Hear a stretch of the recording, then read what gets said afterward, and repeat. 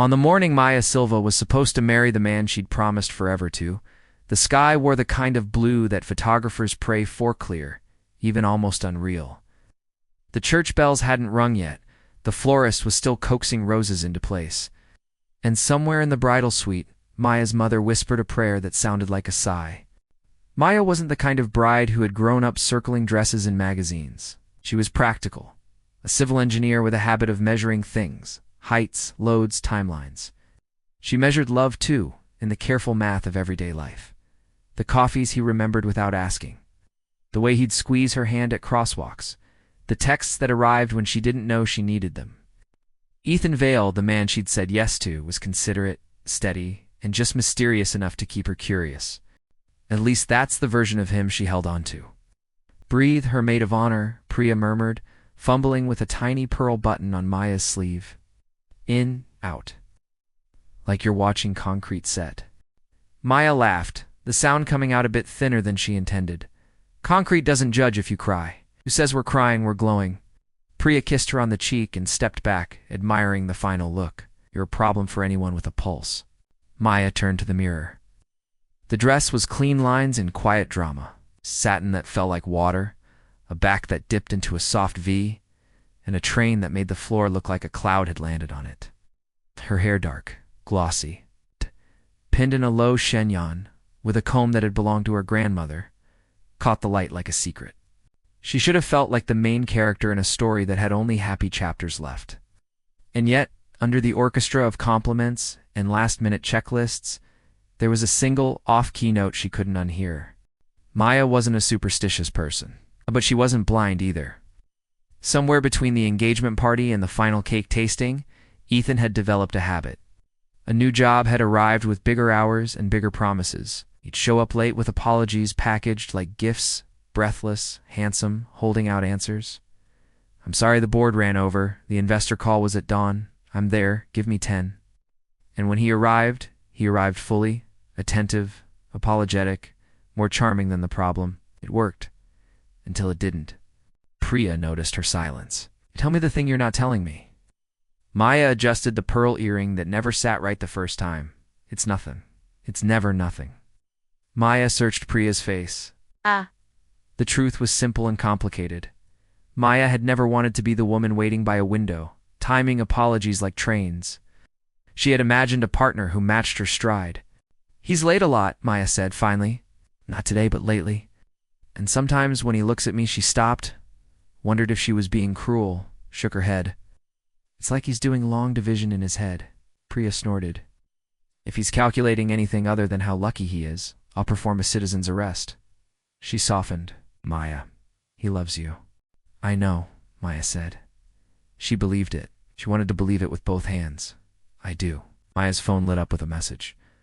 "I'm 5 minutes away. Promise, Ethan." Maya smiled despite herself. "See, he's coming. Good," Priya said, clapping softly. "'Cause I was about to put on a veil and improvise vows." Downstairs, the venue hum began to grow. Guests arrived in pairs and clusters, trailing colognes and laughter. The pews glowed honey-warm under stained glass that painted buttercups on people's shoulders. Maya's father rehearsed the walk in front of the full-length mirror, and pretended he hadn't. Her mother smoothed invisible wrinkles out of the aisle runner, the way she'd smooth worry out of everyone's lives if she could. Maya had known Ethan for 3 years. They met in a queue at a pop-up plant sale, where everyone had come to purchase oxygen wrapped in terracotta. He had bought a rosemary bush and named it. He had a sister who lived in another city, a father who sent him articles with comments like, "This could be you," and a mother whose laugh sounded like the world didn't scare her. He wore shirts that fit like compliments and believed in tipping generously. Maya remembered a detail from their first date. He'd asked, "Do you want to walk a little longer?" and then meant it. They had walked for hours, trading stories and small vulnerabilities. The kind of things that become anchors later. Her fear of being average, his habit of collecting secondhand books with notes from strangers in them. It wasn't a perfect love story. It was a real one, or so Maya told herself, whenever the math stuttered. The coordinator poked her head in. "We're at T-15, beautiful people." Maya's father stepped inside, eyes already glass bright. "Ready, Mia." Maya swallowed. "As I'll ever be." They took their places. The world narrowed to footsteps and air. Outside, the string quartet tuned the first notes of Pachelbel. As if every romance in the world had signed a contract promising to begin this way. The bridesmaids filed out, linked like pearls on a necklace. Priya was last. She squeezed Maya's hand. Happy is a choice we make 1,000 times. Today is one of them. Stop, Maya said, laughing. You'll make me ruin this mascara. Priya flashed a grin and disappeared through the door. The doors swung wide. Light flooded in, and so did the reality of it all. The aisle, the faces, the soft intake of breath as everyone stood for her. Maya stepped forward with her father, and suddenly the little girl who used to draw floor plans for forts felt like a woman walking into the house she'd designed in her head. She found Ethan at the far end of the aisle. He turned tall, elegant in a tux that looked manufactured specifically for him, and, when their eyes met, the off-key note quieted. There he was. His smile was slow and sure. She could do this. They could do this. They reached the altar. Antonio kissed Maya's temple, placed her hand in Ethan's, and placed Ethan's hand on top. The old world's benediction wrapped in a father's fingers. The officiant began the opening words, warm and crisp. Maya didn't hear them all. She heard the cadence, the shape of sentences that had been said 1,000,000 times and would still belong to them. When it was her turn, she handed Priya her bouquet, took Ethan's hands. Dan spoke the vows they'd crafted together, hers slightly shorter than his on paper, but heavier somehow. Now that they lived in her mouth, I promised to show up, to tell the truth, even when it's hard, to build a life with you that can carry weight, to celebrate and to fix, to choose you every day. His hands tightened around hers. Me too, he whispered. Then the officiant turned to Ethan for his vows. Ethan's smile didn't falter. He reached into his jacket pocket, eyes on hers, a practiced motion, a page ready to unfold. His fingers came up empty. He patted the other pocket, then the inside, a quick flicker of confusion crossing his face. The audience laughed softly, the communal relief of something human, interrupting something ceremonial. Ethan chuckled, the kind of sound that said, I've got this. 1 second. He looked at the officiant, then at the coordinator, then back at Maya. I had it, officiant offered. Take your time. Time took him anyway. It expanded, ballooning the space between their hands and his composure. In that space, the off-key note returned, louder now. Ethan's eyes darted to the side aisle. The coordinator mimed pocket, jacket, and charades that would have been comic in any other context. Ethan shook his head, a tiny movement only people on the front row would catch. He swallowed. Maya felt the tremor where their fingers met. Something flickered behind Ethan's gaze, long division again, or an earthquake's first shrug. He leaned in, voice lower, meant only for Maya. I'm sorry, he said. I need a minute. Before she could reply, he stepped back. 1 step, then another. Then he turned, the motion too smooth to be casual, too fast to be planned, and walked down the altar steps. Wow. Maya's brain didn't accept the input. People didn't do this in real time, in real life, not without a soundtrack that told you how to feel. She stood where the light made a halo of her veil and watched the man she loved walk away as if he'd just remembered the oven was on. Ethan, she said, not a shout, not even a question big enough to cut through the gathering noise, just her voice from 100 breakfasts. A dozen Sunday afternoons, the couch where they'd argued about whose turn it was to do laundry, he didn't turn. The aisle that had been a runway toward a future became a corridor for retreat. The audience opened for him, polite even in the face of the impolite.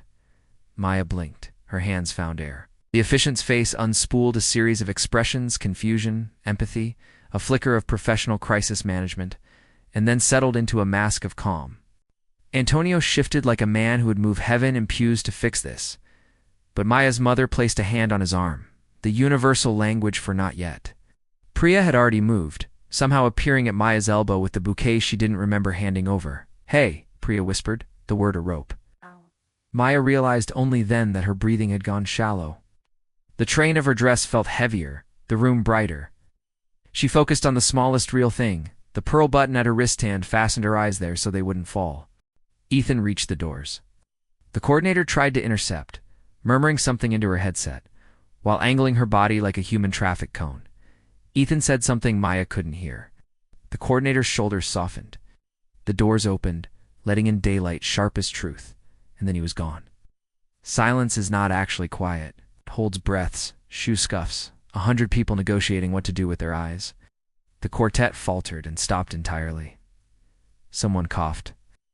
Somewhere in the back a child asked, "Is it over?" and was shushed with an urgency that answered its own question. Maya did not cry. She had the impulse to smile, as if she could return the scene to the rails with enough grace. She did not smile either. She did the most courageous thing she had within reach. She stood upright. The officiant cleared their throat, stepping closer, voice gentle. "You can take a short pause," they offered. "A private moment, if you wish." Maya looked at the pews. She saw every version of concern and curiosity the human face could carry. She saw her mother's fingers knotted together, her father's jaw working like a man chewing regret. She saw friends, co-workers, neighbors, all of whom loved her the way people love someone they've assigned to a box labeled sensible, reliable, unflappable. She was none of those things right now. She was a woman with a dress and no groom and 100 witnesses to a story she didn't write. 5 minutes, Maya heard herself say. "Please."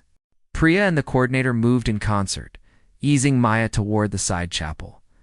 As they passed the first pew, someone rose.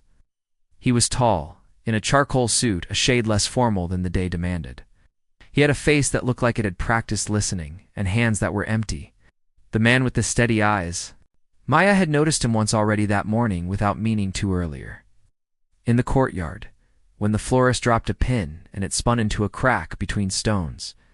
He'd crouched, fished it out, and passed it to the florist with a quick smile that didn't demand a return.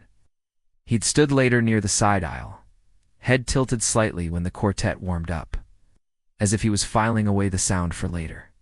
Now he rose simply because she was moving, and it felt wrong to stay seated. Their eyes met. Not a spark, not a thunderclap, just recognition of another human being trying to be decent in a weird moment. He didn't speak. He didn't reach out. He just made space without making a show. Maya held his gaze for a heartbeat longer than politeness required. It steadied her in the smallest, strangest way. Priya guided Maya to a wooden chair, pressed a cool water bottle into her palm, and knelt so their faces were level. "I'm here," she said. "I'm here, and I'm not going to say anything smart right now, except for the record. This is not a reflection on you. This is a reflection on a man whose timing we will roast later." Maya's laugh arrived, brittle and grateful. "Okay." The coordinator hovered with practiced kindness. "Take your time. We'll tell everyone there's a brief intermission. The quartet can play something light. We can resume, or we can. It's not whatever you need." Maya nodded. She took a sip of water and tasted metal. Her hands shook. She noticed clinically, the way she'd notice a crack in a beam, something to be addressed, not judged. Ow. Her phone buzzed again. For a breath, Hope unclenched and reached for it like a child. "It's him," some part of her said, "and he's explaining, and it'll be okay in this stupid, messy way life is sometimes okay." It wasn't him. It was a calendar alert she'd set weeks ago. Leave for honeymoon. The irony swung at her ribs and hit clean. Priya saw the screen, and, with the authority of a friend who doesn't need permission, took the phone and flicked the alert away. "Nope." Maya set the water down. "Maybe he's..." She stopped. She would not write excuses for him on her wedding day. "What do I do first?" Priya said. "You breathe. Second, you decide what you want, not what the room wants, not what your parents want, not what his chaos is forcing you to want. You want to go back out there? Do you want to call it? Do you want to find him and demand an answer? All are valid. There's no script for this bit." Maya folded her hands in her lap so she wouldn't float away. Once she surprised herself. The answer was there, under the debris. "I want the truth, not the pretty version. The ugly thing. If it's the thing." Priya nodded slowly. "Okay," coordinator peeked in. "We've told the guests there's a short pause. Most are seated. Few stepped out. Your parents are in the front pew. Do you want them in here?" "Not yet," Maya said. Then, gentler, "Give me a minute." Maya stared at the small cross above the table of candles. She wasn't particularly religious, but she found herself negotiating with something anyway. If there's a story here, let it be one that makes sense. It doesn't have to be neat, just honest. She stood. The dress whispered around her ankles. "I'm going to walk," she said. "Not far. I need a corridor in gravity. Give me 60 seconds alone," Maya said. "At the door, then join me." Priya studied her, then took a step back. 60. Maya stepped into the side aisle. The room shifted, the way rooms do when a center moves. Heads turned subtly, shoulders leaned, attention pooled without anyone meaning to be rude. Her eyes flicked to the doors. They were closed again, light laced around their edges like a border. No Ethan, no explanation. She began to walk. Not down the center. She couldn't bear to reclaim a runway that had just delivered someone into absence, but along the side, back toward the front pews. Near the end of the row, the man in the charcoal suit sat again, hands clasped lightly, as if in prayer or patience. As Maya passed, he rose once more, as if it would be wrong to be at eye level with her and do nothing. He leaned slightly toward her, not enough to invade, just enough to offer the private space of a low voice. "Do you need water?" he asked, quiet, steady. "Or a chair?" The question was so ordinary it nearly undid her. She turned her head. Up close, she noticed the line of a scar near his temple, a tie with a crease, and eyes the color of rain seen through glass. "I'm okay," she said, although okay was a country she had left without a passport. He nodded once. "If you change your mind, I'm right here, right here." 2 words like a handrail. Priya joined them then, reappearing with that protective aura that said, "I will body block a comet for this woman." She clocked the man, catalogued him instantly, found nothing to fear. "We're good," she said. He didn't bristle. He didn't insist. He dipped his head and sat, letting Maya move past without being watched. Every story writes its own hinge. The moment that separates before from after is often small enough to miss while it's happening. A dropped pin, stranger's eyes, a door closing on a vow. Maya would look back later and understand that her hinge wasn't Ethan's retreat. Not exactly. It was the way she held herself upright while it happened. It was the way a man she didn't know rose for Hurtwise, without asking for anything in return. For now, all she could do was breathe and choose. She reached the front, where the officiant waited with a tenderness that didn't need words. Her parents sat side by side, her mother's hand gripping her father's like rope on a storm deck. Her father stood when he saw Maya, and moved as if to fold her into him. She lifted a hand, a small stay, and he sank back with difficulty, letting her decide where to land. Maya turned to the room and felt 100 versions of compassion tug at her like tides. She didn't owe them anything, but she also didn't want to disappear. "I'm going to step outside," she said to the officiant, knowing the microphone would carry it. "I'll be back in 10 minutes. "Of course," the officiant said. "We'll be here." Maya nodded to Priya. They headed for the side doors rather than the grand ones because there are exits for spectacle and exits for survival, and she chose the latter. As she walked, she felt the gaze of the man in the charcoal suit like a quiet lantern present, but not demanding. Outside, the air was honest and cool. Traffic moved, birds went about their inevitable errands, and the shade of an old oak offered a shelter that didn't ask questions. Maya stood there, hands pressed to the smooth satin at her waist, and counted breaths. 1, 2, 3. "I want the truth," she said, mostly to herself, but the tree heard it and held the sound. Priya came to stand beside her. "Whatever it is, we'll meet it. And if it doesn't make sense now, will make sense later." Maya nodded. "I don't want to run. Not from my life. Not from a room full of people who care about me." "Then we don't run," Priya said. "We decide." A minute passed, and then another, and the trembling in Maya's hands found a home and quieted. She turned back toward the side doors. "Let's go." They stepped in from the light, and the room adjusted to hold them. Conversations fell to a respectful hush. Maya resumed the same side aisle she had taken before. Passing close to the pew where the man in the charcoal suit sat with his fingers laced loosely, as if holding something fragile and invisible. As she drew level, he rose again, only a few inches of movement, a courtesy that felt like a small bridge lowered across a narrow river. He didn't reach for her, didn't ask anything from her bravery. He simply said, in a voice that wouldn't carry past her shoulder, "If you need someone to fetch him, I can try. If you need a witness, I can be that too." 2 offers, both precise, neither dramatic. Maya felt them land in the space where panic had been. Thank you, she said. Right now I need to stand. He inclined his head. Then I'll stand with you from here. She went on to the front. The Fiancé's eyes were kind and clear. Maya, they said softly, we can pause the ceremony indefinitely, or we can gather your loved ones for words, not vows. But something true to mark this moment on your terms. Maya looked at her parents. Her mother's shoulders squared as if remembering that strength can look like softness. Her father's hands unclenched, ready to catch her if she fell, ready to let her walk if she didn't.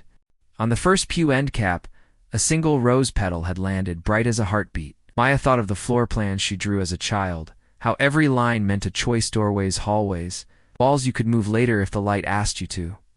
This is not the end of my life, she said, more to herself than to the microphone. It's the end of a plan. She faced the room. Thank you for coming to witness our day. The day is still mine, even if the shape changed. I'm going to take a short time with my family and friends. I'll let you know what comes next. A murmur rose, gentle, approving, protective. In the third row, someone dabbed at their eyes. Near the aisle, the man in the charcoal suit reached into his pocket and unfolded a square of fabrica. A handkerchief with a faint stitched initial and kept it ready. Not as a performance, but as a preparedness he seemed to carry for all kinds of weather. Maya's gaze brushed his for a fraction of a second. Calm, present. Right here. She felt something settle, a hinge clicking into place between a before she hadn't chosen and an after she could. She turned to Priya. 10 minutes, she said again, and this time the words didn't sound like a plea. They sounded like a plan. They stepped back toward the side door, and as they passed, the man in the charcoal suit let a single sentence follow them like a blessing whispered to the air. You're not alone. Maya didn't look back. She didn't need to. She could feel it, the steady presence in the crowd, the promise of truth. The shape of a different story beginning to unfold on the other side of a closed door. The room breathed around Maya, as though it, too, was stunned by what had just happened. Guests shifted in the pews, their whispers rolling like waves she didn't want to hear. Somewhere near the back, an elderly aunt whispered, "Poor girl," with the same tone one might reserve for a storm-damaged house. Others speculated under their breath. Cold feet, someone else? 1,000 stories were already being written about her, none of them hers. Maya walked back into the side chapel with Priya at her shoulder, her satin dress dragging whispers along the floor. She sat again, exhaling the kind of sigh that seemed to lift a piece of her ribcage. The silence pressed against her temples until she realized her pulse was loud enough to fill the space.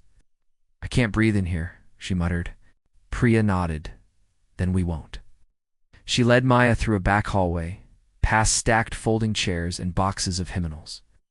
The air smelled of wood polish and candle wax, grounding and real.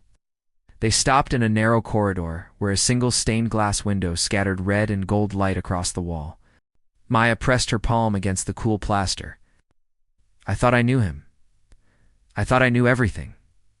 Priya studied her. "You knew the part he showed you. That's not the same as knowing the whole." The words hit true. Maya swallowed them, unsure whether they hurt or healed. A light knock tapped at the half-open door. Maya turned, expecting perhaps her mother, but instead saw the man in the charcoal suit. He lingered at the threshold, respectful. "I'm sorry to intrude," he said softly. His voice carried the steady weight of someone used to silence more than speeches. "I just wanted to make sure you were all right." Maya blinked. It was the politeness of his phrasing that caught her make. Sure you were all right, not ask if you were okay. It assumed strength rather than demanded it. Priya arched an eyebrow, protective. "And you are." He gave a small smile. "Daniel." He paused, searching for a description that didn't overreach. "A guest. I know Ethan threw work loosely, but I don't want to talk about him. Just thought, well, you shouldn't have to stand alone in that room." Maya studied him. His tie was still creased, his hair imperfect in a way that felt refreshingly human. She almost asked why he'd stood for her earlier, twice, when he could have stayed seated like everyone else. But the question got tangled in her throat. "Thank you," she managed. "It means something, really." Daniel nodded once, as though confirming a fact he already believed.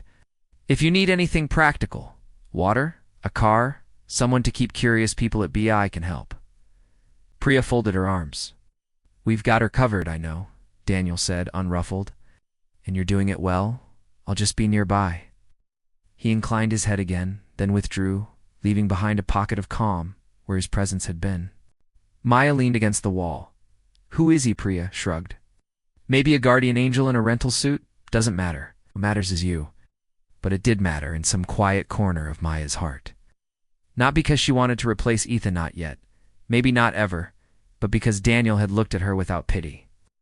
And in that moment, that absence of pity felt like oxygen. The minutes trickled by.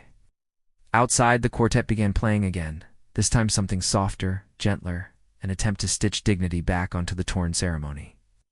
Maya's parents eventually entered, their faces tight with both fury and compassion. Her mother clutched her hand, her father kissed her forehead, and between them they built a fortress of love around her. Still, the humiliation sat heavy, a weight she could not shrug. The guests would leave with their own versions of the story. Some would blame Ethan. Some would wonder what she had done. Others would carry gossip like a souvenir, and Maya, for all her strength, couldn't control any of it. Later that evening, after the crowd had dispersed and the decorations drooped like tired flowers, Maya found herself standing outside the church, heels dangling from one hand, the hem of her dress brushing asphalt. The sun had slipped low, painting everything in bittersweet orange, and there he was again. Daniel, leaning against a lamppost, jacket folded neatly over his arm. He didn't approach. He didn't intrude. He simply existed at the edge of her storm, waiting to see if she needed an umbrella. Maya hesitated. Then, surprising herself, she walked toward him. "You're still here," she said. "I didn't want to leave until you did. Why?" He met her eyes. "Because no one should have to be the last one standing alone." The words cracked something in her chest, something softer than grief, more tender than rage. She studied him in the fading light. And for the first time that day, she felt a thread of curiosity strong enough to pull her forward. Maya didn't know how long she and Daniel stood there, the twilight stretching between them like a fragile bridge. She wasn't used to being studied without judgment. And his steady gaze felt different, like he was giving her room to exist exactly as she was, shattered edges and all. "You don't have to stay," she said finally, the words half defense, half invitation. "I know," Daniel replied. "But sometimes choosing to stay matters more than having to." Maya's laugh was a short, tired exhale. "You sound like a philosopher." "I'm an architect," he said with a small shrug. "But I suppose buildings and people aren't that different.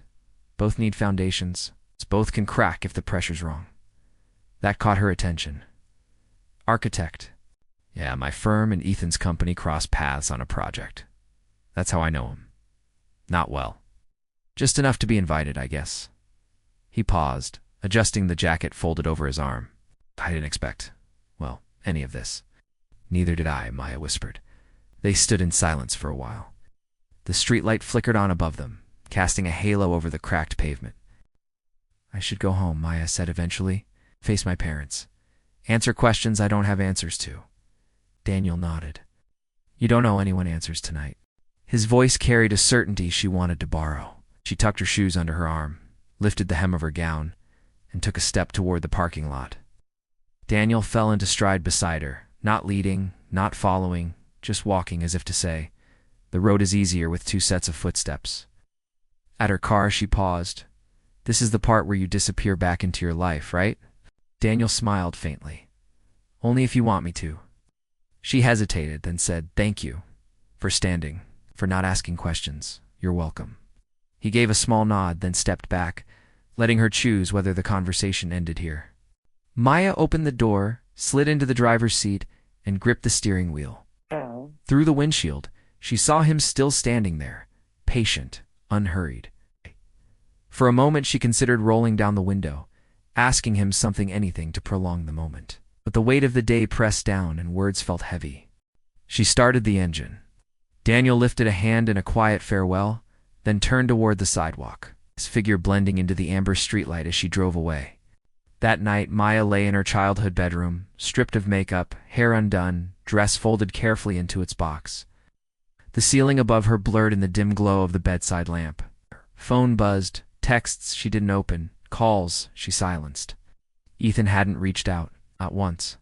Her mother tapped softly on the door and entered without waiting for permission, carrying a tray with tea. You need to drink something, she said gently. Maya sat up, her throat aching with the weight of unshed tears. I don't want tea, Mom. Then take it for me, her mother insisted, setting the tray on the nightstand. She brushed a strand of hair from Maya's face. You don't have to be strong right now. Feel humiliated, Maya admitted. Like the whole city's laughing at me. Her mother shook her head. No, they're angry for you. You're protective. And those who would laugh, they don't matter. But you matter. Maya let herself lean against her mother's shoulder, the smell of lavender soap grounding her. The first time since the ceremony, tears slipped free. He didn't even explain, she whispered. Not a word. Then maybe silence is his explanation, her mother murmured. And maybe it tells you more than words ever could. The thought sat heavy, but it carried a sharp edge of truth. When her mother left, Maya turned off the lamp and lay in the darkness. Her mind, however, did not rest. It wandered back to the aisle, to Ethan's retreating figure, to the stunned faces of her friends. But most of all, it circled around the memory of Daniel rising from his seat, not once, but twice, and the quiet steadiness in his eyes when he said, If you change your mind, I'm right here. It shouldn't have mattered.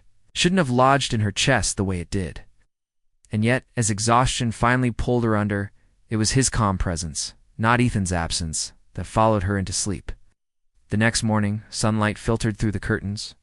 Maya sat at the kitchen table in an oversized hoodie, hair pulled into a messy bun. The world outside looked stubbornly normal. Priya barged in without knocking, carrying a bag of croissants and the energy of someone ready to fight dragons. How are we? She demanded, dropping the bag on the table. Alive, Maya said. Bare minimum achieved, Priya declared. She plopped into the chair across from her. Now, step 2. Deciding what to do about Ethan, the escape artist. Maya grimaced. I don't even want to say his name. Fair. Voldemort rules apply, Priya said with a smirk. But seriously? Are you going to call him, hunt him down? Hire a skywriter that says coward? I don't know, Maya admitted. Part of me wants closure. A part of me doesn't want to give him another second of my time. Priya tore a croissant in half. Then give yourself time. No rush. Just don't shrink because he couldn't stand tall. Maya smiled faintly. Leave it to Priya to turn pain into battle slogans. Her phone buzzed again. She glanced at the screen, expecting more pity texts. But the name that flashed surprised her. Daniel Hart. A number she didn't remember saving. A message that read simply, Just wanted to check if you're okay this morning. No pressure to reply. Maya stared at it, heart caught between caution and curiosity.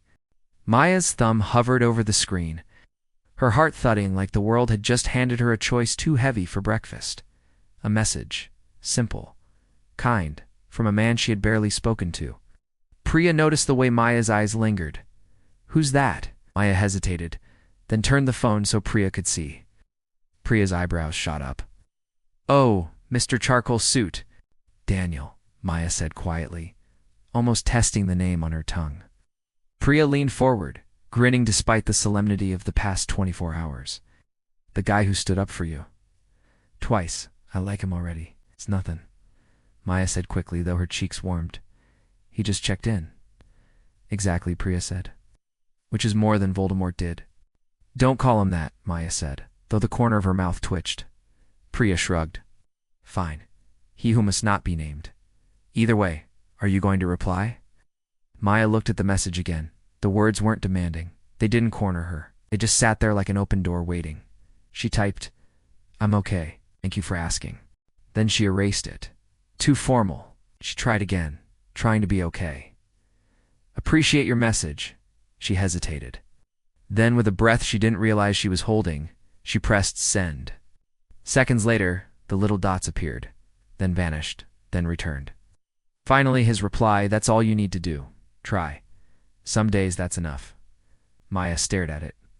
Simple, but it eased something tight in her chest. Priya snorted.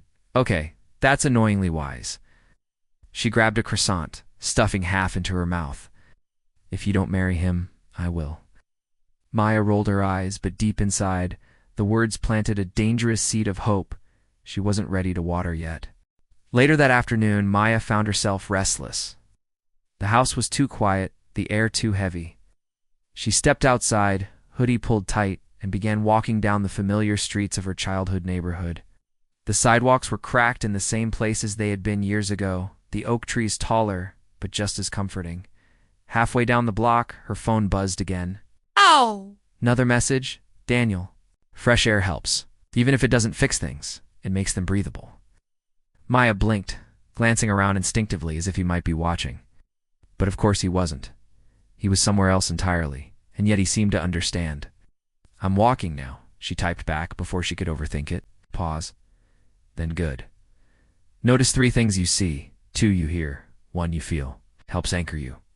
Maya stopped in her tracks.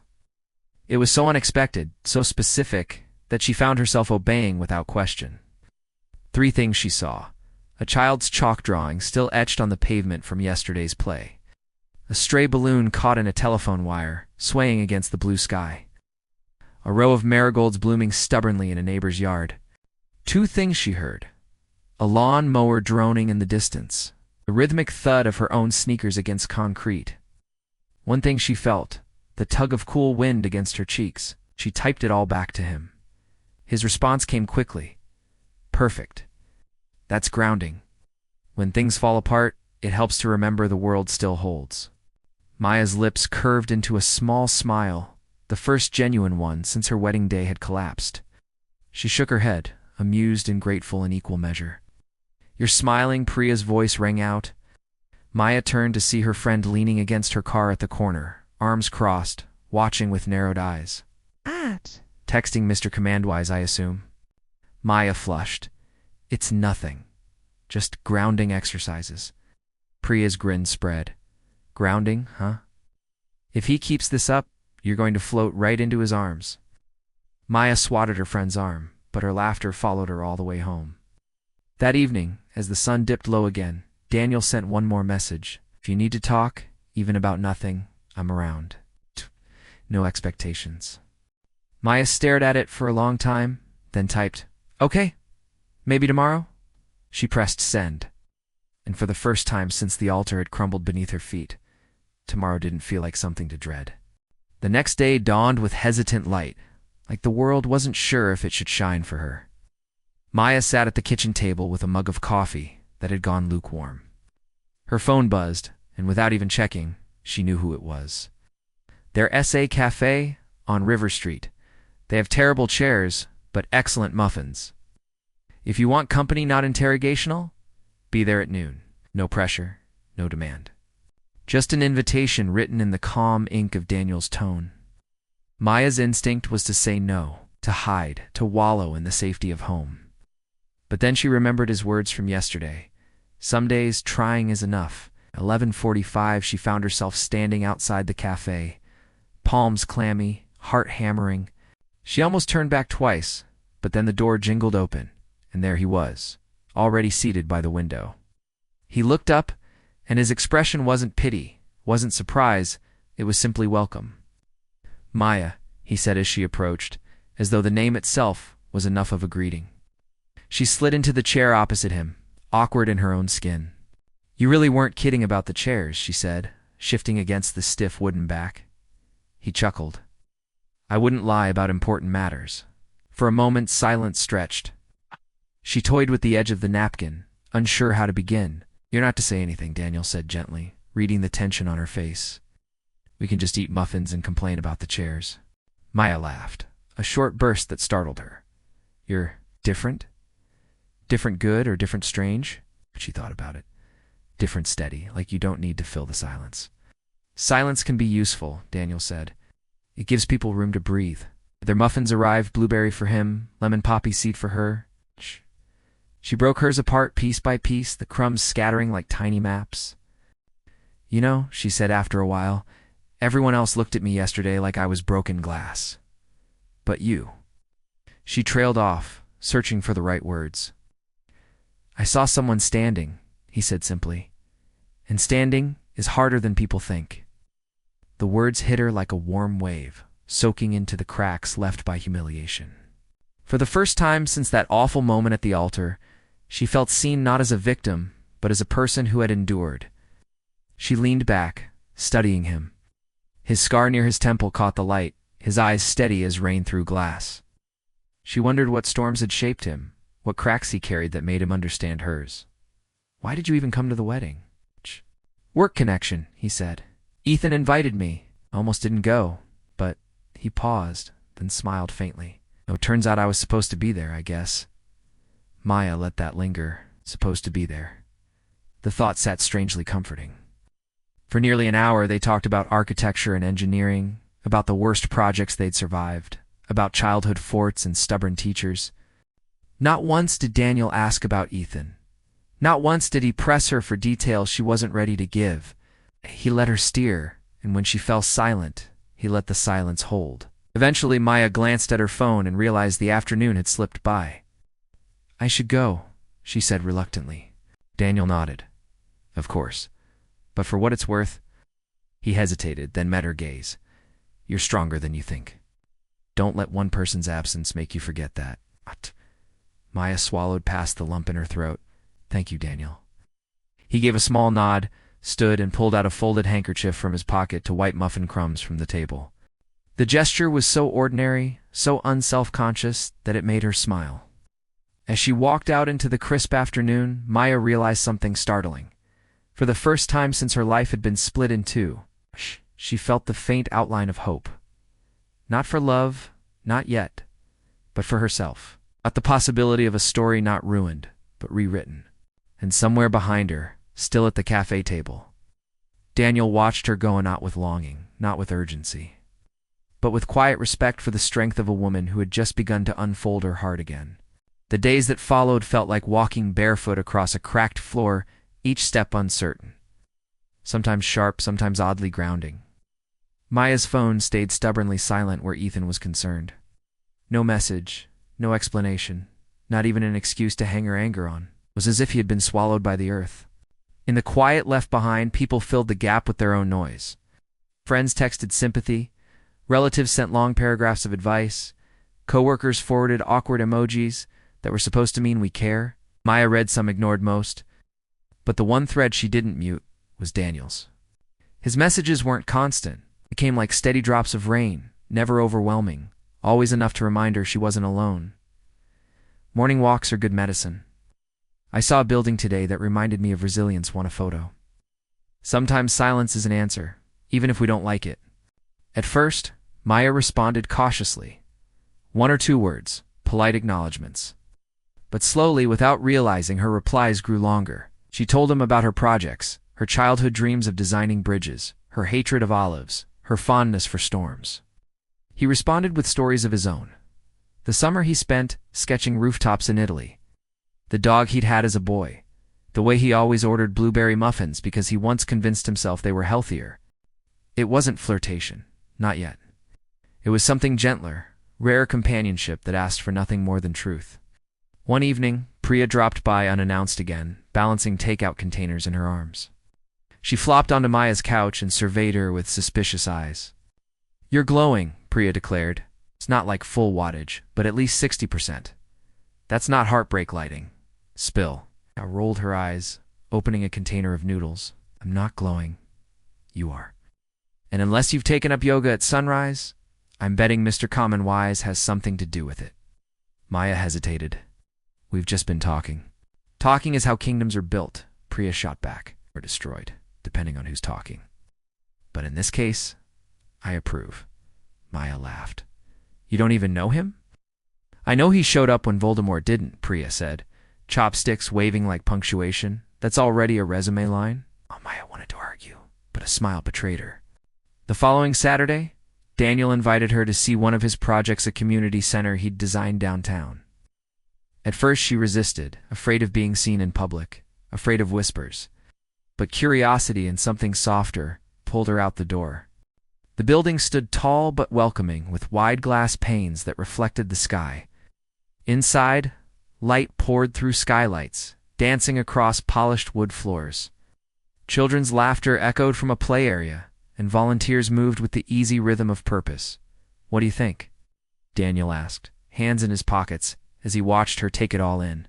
It feels, she searched for the word, like it belongs to the people, not to the architect. His smile was quiet but proud. That's the point. Aces should hold people, not the other way around. She turned to him, seeing him differently now, not just as the man who had steadied her at the altar's collapse, but as someone who built safety for others, piece by piece. "You're good at this," she said softly. He shrugged, looking almost shy. "It's just lines on paper until someone walks through the door and feels safe." They walked together through the halls, their conversation easy. Maya felt the unfamiliar bloom of something she hadn't allowed herself since the wedding, a flicker of joy, a sense of moving forward. But just as her laughter echoed against the high ceilings, her phone buzzed. She pulled it from her pocket, and her heart lurched. "Ethan, a single message. We need to talk." The world tilted, and Maya stopped walking. Daniel noticed instantly, his brow furrowing. "What is it?" She showed him the screen. Its expression didn't shift into anger or jealousy, just quiet understanding. "You don't have to reply," he said. "Not yet. It's not ever. If you don't want to." Her fingers trembled around the phone. For weeks she had begged the universe for this, for some scrap of explanation. And now that it was here, she wasn't sure she wanted it. Daniel's voice anchored her again. "Whatever choice you make it for you, not for him." Maya inhaled deeply. The message glowed against the glass, heavy with unspoken history. She slipped the phone back into her pocket. "Not today," she whispered. Daniel nodded once. "Then today belongs to us." And as they continued their tour, Maya realized how right he was. That night, Maya lay awake, the glow of Ethan's message burning in her mind like a stubborn ember. "We need to talk." 3 words that could mean everything or nothing. 3 words that once would have made her run across a city to find him. Now they sat like stones on her chest. By morning, she had 10 more unread messages. "Please call me. I can explain. I made a mistake. Don't shut me out." Priya arrived just as Maya was scrolling through them. She snatched the phone out of Maya's hands, her eyes narrowing. "Oh, he has the audacity to spam you now. After vanishing like a magician with stage fright?" "I should hear him out," Maya said quietly, more to herself than to Priya. "Why?" Priya demanded. "What explanation could possibly make sense? He left you at the altar, Maya. The altar. That's not cold feet. That's frostbite." Maya closed her eyes. "I need answers, Priya. Not for him, for me. Otherwise, this will eat me alive." Priya sighed, defeated. "Fine, but I'm coming with pepper spray." The meeting was set in a small park near downtown. Maya arrived early, sitting stiffly on a bench, her fingers tracing the worn wooden slats. When Ethan appeared, her breath caught. He looked the same as always, handsome, composed, his hair perfect, his suit casual but tailored, and yet different. Something about his eyes. "Maya," he said, voice low, almost pleading. She swallowed. "Talk." He sat across from her, leaning forward. I panicked. "Oh, that sounds pathetic, but it's the truth. Standing there, I saw everything: marriage, family, responsibilities, and I couldn't breathe. It felt like a trap. A trap." Her voice cracked like glass. "You called our life a trap?" No. No, he shook his head quickly. "Not you. Never you. It was me. My fear. My own brokenness. I didn't want to ruin your life by bringing mine into it." Maya stared at him, anger rising like fire through her veins. "So instead, you humiliated me in front of everyone I love. You think that didn't ruin anything?" I thought, faltered, his polished exterior slipping. "I thought leaving was the kinder choice than making vows I wasn't ready to keep." Silence stretched between them, heavy and raw. Aya's chest heaved with 100 unsaid words. "You didn't even call," she whispered. "Not once. You just left." "I was ashamed," Ethan admitted, eyes lowering. "I didn't know how to face you." The confession hung in the air, and for the first time, Maya didn't feel grief. She felt clarity. "You weren't protecting me," she said slowly. "You were protecting yourself." Ethan flinched. "Maybe, but I'm here now. And I want another chance." Maya's laugh was bitter, sharp. "Another chance? To do what? Walk away a second time?" He reached for her hand, but she pulled it back. "You don't get to decide the ending anymore," she said, her voice steady. "I do." Ethan's face twisted, part regret, part desperation. "So that's it? After everything, you just let me go?" "Yes," Maya said firmly. "I let you go the moment you turned your back on me at the altar. I just didn't know it until now." She stood, her heart pounding, and walked away before he could reply. Each step felt like shedding a weight she had carried too long. At the edge of the park, a familiar figure leaned against a railing, as if he had been waiting, not intruding, just present. Daniel. He straightened when he saw her, his eyes asking the question his lips didn't. Maya exhaled shakily. "It's done." Daniel nodded once. No judgment, no victory. "Good." She surprised herself by laughing softly. "You didn't even ask what he said." "You'll tell me if you want to," Daniel replied. "If not, that's yours to keep." And in that moment, Maya realized the difference between them. Ethan had always demanded space in her life, forgiveness, understanding. Daniel offered space instead, letting her choose what to fill it with. For the first time, she felt free. The days after the confrontation felt different. Lighter. For months, maybe years, Maya had carried the weight of Ethan's uncertainty without even realizing it. But now, with the truth spoken and the ties cut, she felt something she hadn't expected: relief. She didn't cry, not the way she thought she would. Instead, she found herself standing taller, breathing deeper, walking through her days with a clarity that surprised her. She hadn't lost everything. She had reclaimed herself. Daniel was still there. He didn't overwhelm her with attention. He didn't crowd her inbox or call late at night. But somehow, he was always present. A text at the right moment. A smile when they crossed paths. An invitation to walk, to talk, to share silence without shame. One evening, Maya found herself on the rooftop of Daniel's apartment building. He had invited her to watch the sunset, promising the best view in the city. The sky stretched wide above them, streaked with orange and violet. The air smelled faintly of rain, though the storm had passed hours before. "Do you bring all your clients up here?" Maya teased, leaning against the railing. "Only the ones who nearly get married," Daniel replied, his tone wry but gentle. She laughed, the sound surprising her. It had been so long since laughter felt natural. They stood in comfortable silence for a while, watching the sun sink. Then Daniel spoke, his voice low. "You know, when Ethan walked away, everyone else stared at you like you were broken. He paused, searching for the right words. "I thought you were the strongest person in the room." Maya turned to him, caught off guard. "Strong. I felt like I was crumbling." "Maybe," Daniel said. "But strength isn't about never breaking. It's about standing even when the ground falls out from under you. You stood, Maya. That's what I saw." Her chest tightened, not with pain, but with something warm, something healing. She looked at him closely, noticing details she hadn't before. The faint crease near his eyes when he smiled. The steadiness in his posture, the way he carried quiet like an art. He wasn't dazzling like Ethan had been. He wasn't the man who turned heads when he walked into a room. But he was something better. He was steady, safe, real. "Why me?" she asked softly. "Why stay? You barely knew me." Daniel's gaze held hers unwavering, because sometimes you meet someone at the exact moment they need you. And sometimes, if you're lucky, that moment turns into something more. The world seemed to still.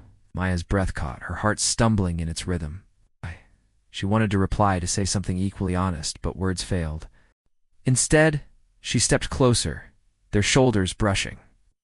The contact was small, almost accidental, but it carried more weight than any grand gesture.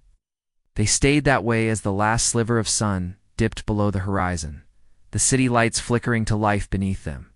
Maya didn't know what tomorrow would bring. But for the first time in a long time, tomorrow felt like a promise instead of a threat. And standing there beside Daniel, she realized she was ready not to replace what she had lost, but to discover something new, something steady, something unfolding slowly, like a heart learning to trust again. The weeks that followed unfolded like a slow sunrise.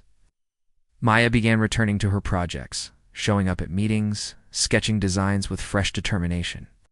The whispers around town died down. What had once been a scandal became old news, replaced by new gossip, new distractions. But the change wasn't just in the world, it was in her. She felt different, stronger. She didn't shrink under people's eyes anymore. She met them head-on, not with anger, but with quiet certainty. She was not the woman abandoned at the altar. She was the woman who had stood through it. And through it all, Daniel remained, steady as always. Sometimes a companion on late-night walks, sometimes a voice on the phone, sometimes simply a silence that let her rest. It wasn't dramatic.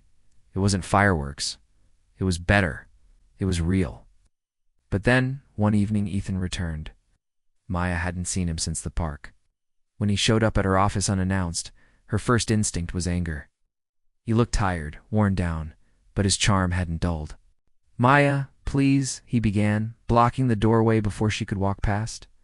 "I've been in therapy. I've been working on myself. I know I failed you, but I still love you. I want us back." The words might once have melted her. Now they only stung. She crossed her arms. "You don't get to walk into my life and claim love after you abandon it?" "I was scared," Ethan said desperately. "But I'm better now. Give me another chance. We can pick up where we left off." Maya shook her head slowly. "There is no where we left off. That story ended. I'm not writing sequels for someone who already closed the book." His face crumpled. "So that's it? After everything you choose him?" Maya's breath caught. She hadn't spoken Daniel's name. She didn't need to. Ethan had seen it in her eyes. "I choose myself," she said firmly. Ah. "And anyone who stands with me now stands because I let them, not because I need them." Ethan's shoulders sagged. He knew then that he had lost, not to another man, but to Maya's own strength. Without another word, he left. That night, Maya found herself back on Daniel's rooftop, the city lights shimmering below. She told him everything: Ethan's visit, his desperate plea, her refusal. Daniel listened quietly, his eyes steady as always. When she finished, he simply said, "I'm proud of you." Maya blinked back sudden tears. "For what?" "For choosing you," Daniel replied. "For knowing you deserve more than someone who runs when it's hardest." She exhaled, the tension draining out of her. "And what about you?" she asked softly. "Why are you still here?" He hesitated, then stepped closer. "Because I don't want to be anywhere else." The world seemed to pause, the city humming below them like an orchestra waiting for its cue. Maya's heart pounded. She had been so afraid to love again, to trust again. But standing here, looking into Daniel's eyes, she didn't feel fear. She felt steady, safe. She smiled, a small, genuine smile that carried more weight than any vow. "Then stay." Daniel's lips curved, gentle but certain, always. And as the night wrapped around them, Maya realized her story hadn't ended at the altar. It had only begun. It's not with a man who walked away, but with one who chose to stand. Because sometimes love doesn't arrive with fireworks. Sometimes it arrives quietly, like a steady hand reaching out in the dark. And when Maya reached back, her heart unfolded at last.